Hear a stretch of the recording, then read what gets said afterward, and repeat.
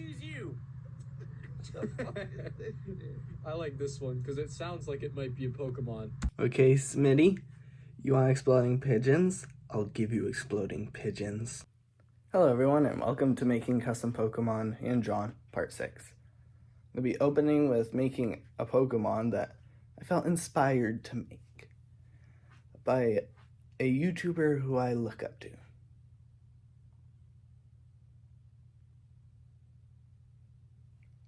I just thought it'd be pretty cool to take a request from someone, even though they didn't request it. And also, I think that might be a good idea, exploding pigeons. Let's see it. Smidgen, the exploding pigeon Pokemon. This Pokemon doesn't have any vital organs, which is why it doesn't need to eat and why it isn't intelligent. Smii7y, the exploding pigeon Pokemon. All that holds this Pokemon's limbs together is the layer of glass it used to call its body. For some reason, its favorite food that it doesn't need to eat is milk. May I introduce to you the first Pokemon that I did without spinning a wheel, purely out of interest. Smidgen and Smii7y.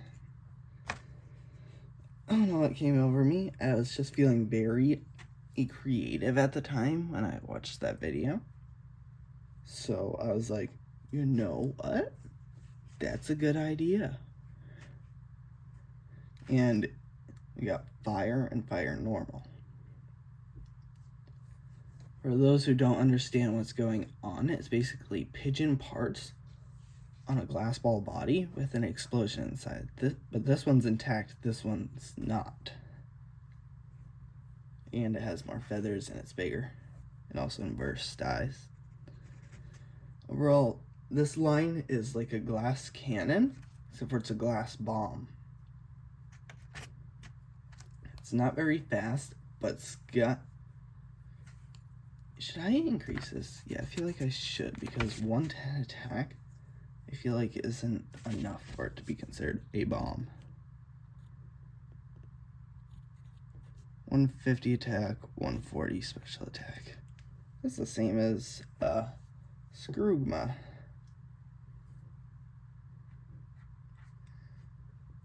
For this one, yeah, I'm pretty sure they have the same special defense stat. This one has better HP, I'm pretty sure. And the same speed. Oh god, it's the same speed.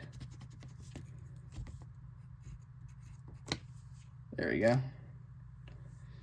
It's fire and normal because it combines elements of explosion and pigeon. And I think this might be the first Pokemon with a 7 in its name. I mean, a number in its name. Well, let's get into actually rolling for them. I enjoyed doing this one. Welcome back to actually spinning them. I'm gonna format this episode kind of like the one where I introduced my gimmick. I'm pretty sure that was the last one. Yeah. Well, I'm going to do 3 more. So it's not the Smidgen and Smii7y plus 2. It's those ones plus 3. Basic. So I don't have to do much work. Water type. I feel like I've had a lot of water types. I don't know. I have. Water fighting. Ew, we already got that type. Excuse me. Let's see what else I can make out of it. With an additional form. Yeah, it's a basic water fighting with an additional form. Let's get straight into making this. Gilsnoot River Breed. This breed of Gilsnoot is very aggressive and won't hesitate to attack anyone who enters its water. Gilsnoot Ocean Breed. This breed of Gilsnoot is lazy and does nothing except for eat all day.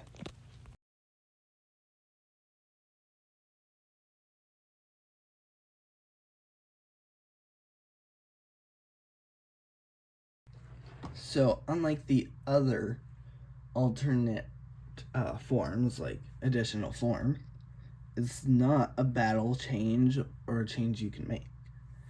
They're the same Pokemon, but different versions. Like, you'll find Gil's new river breed in rivers, and Gil's new ocean breed in oceans. They're the same Pokemon, but different types and different stats. In the Scotch Project, they'll appear, this one will appear as like an additional form for that one, but they're both additional forms for each other. Technically, this one's the original, but like, doesn't matter because they can't turn into each other. Anyway, I decided to give the river breed the fighting type because it's the more aggressive one. The ocean breed is pure water because it's not aggressive. It's just a lazy fish. It was just a lazy fish. Well, let's get into the third/second one. Time for the second/third Pokemon. Second as in the second official one. Third as in it's the third one on the piece of paper. Existing.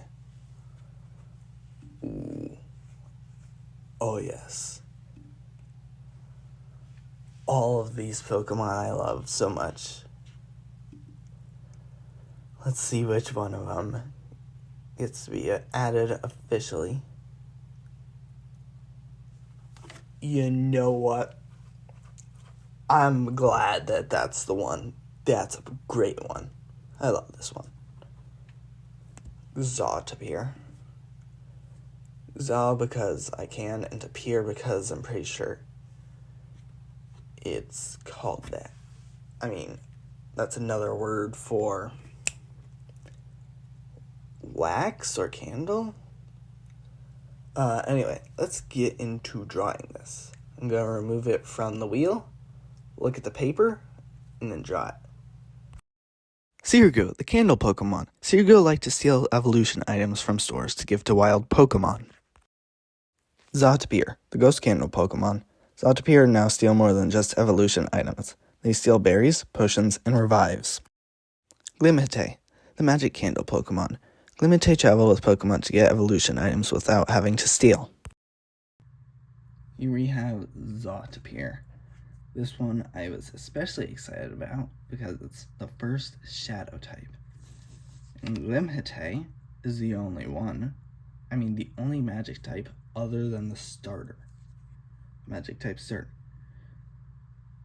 Seergu is only a pure fire type though. We have 2 fire types, 1 episode. I mean, I did get like 2 rock types in the same episode a while ago, I'm pretty sure. Let me check. Oh, first episode, 2 metal types.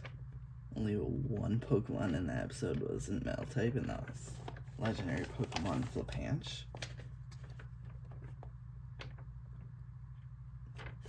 Episode 4, I think. Oh, and then this one, yeah. Okay, well, sorry for that. They're pretty strong, only 5 base points away from being a mythical. And these Pokemon I actually made with these little markings in mind to show what they evolve with, what Pokemon evolve with.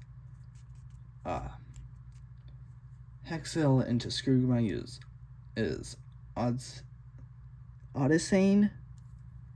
Potini into Botcham uses Cube. Skeep into Scooper uses Bad Bandages. Quadilvines evolves Hexel into Hamastam and Golgum into Golgax. And then Bad Bandages evolves Seergu into Zawtapir. And Crystal Tears evolves Seergu into Glimhite.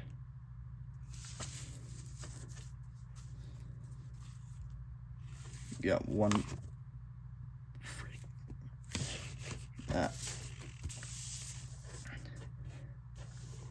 Here we go, side by side.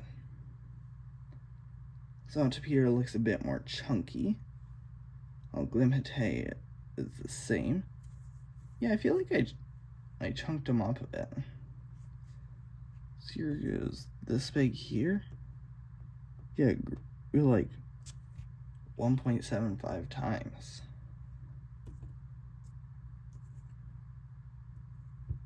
And 1.5 was Glimhite. And 1.5 with the Zootopia. Well, anyway, I did roll Zootopia in the thing. So Zootopia will be first in the list. So it'll go Sirgu, Zootopia, then Glimhite.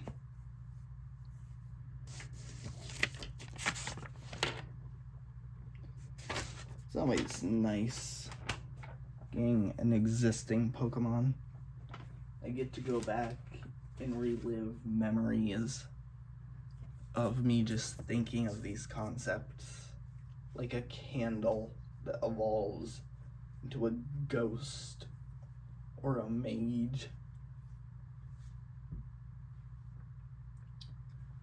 On to the 4th/3rd, or the last one. This episode was a good one. I'm glad that I did this. I just feel like it could be nice. I should probably stop talking about it and focus more on making the Pokemon. Sorry, I've been talking about Smidgen and Smii7y. On to the last one. Time for the last Pokemon. Let's see if we get anything special. Ooh, it's gonna be our first mythical. No, another ancient. Open ancient Evos.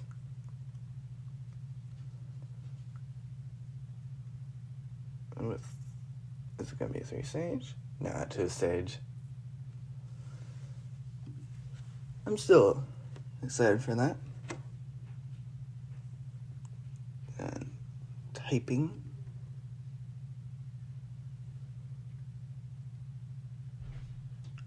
Fire. We have a lot of fire types. A pure fire type. Ooh. Pure fire type fossil.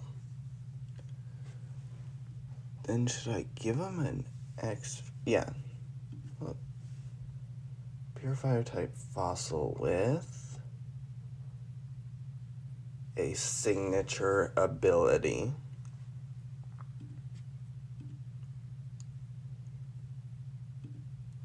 Let's see its exclusivity, what game it would be in if I knew how to code. Mind. Okay. Let's get into this. Triloscorch, the flaming arthropod Pokemon. Triloscorch were normally too weak to attack alone, so they traveled in swarms of 4 to 6 to overpower most prey.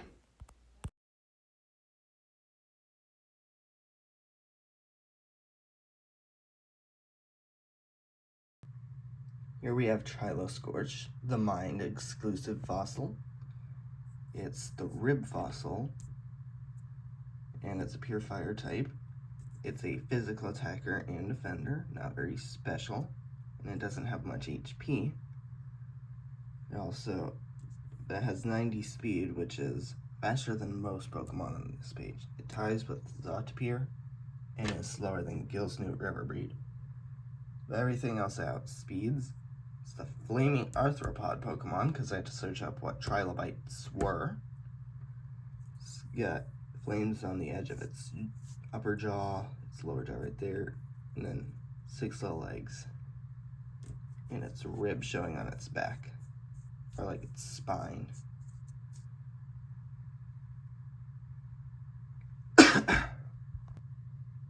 I hope you enjoyed this episode. I really did. And I'll see you in the next one. Bye-bye. I bet you thought I forgot about its signature ability. And I did. But I came up with a good one. Scorching Unit. When all other Pokemon in the party are alive, Scorch's attack, defense, and speed are doubled. So an attack stat of 200, a defense stat of 210, and a speed stat of 180. That's pretty good. As soon as one other Pokemon dies, those get reverted to these stats. I think this is a pretty good ability. As long as your team can survive, Scorch would become a good sweeper. And now, I can officially say, bye-bye!